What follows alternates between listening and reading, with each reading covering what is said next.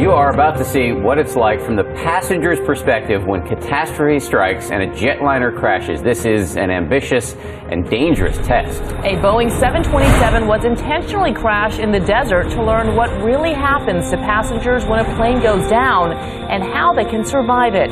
It's part of Discovery Channel's Curiosity plane crash, and ABC's Neil Karlinski has the story. You're watching the final moments of one of the most dramatic one-way trips ever recorded. Don't need no seatbelts no more.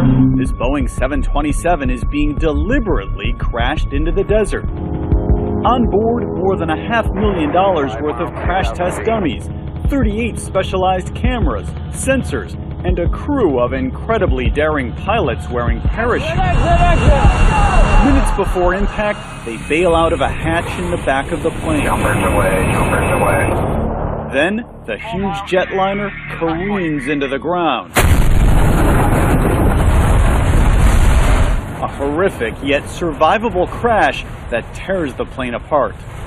This stunning made-to-order catastrophe was done for the Discovery Channel show Curiosity Plane Crash after 40 years of planning and with a huge team of experts, all to better understand what really happens to people on board. I suspect this one may have a concussion and that one may have a broken leg. Dr. Cindy Burr was in charge of the unlucky passengers.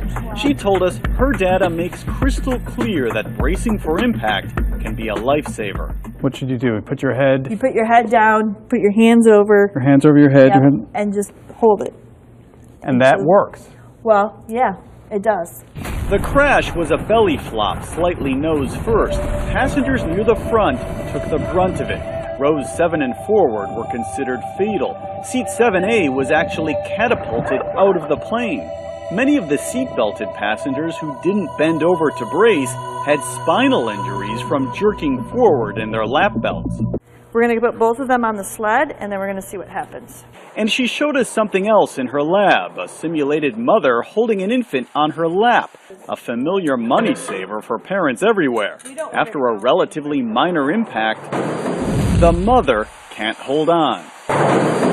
Even though she's done the same thing as a parent, Dr. Burr says having a child on your lap simply isn't safe. There's no way. That impact is so severe, there's no way you could hold that child.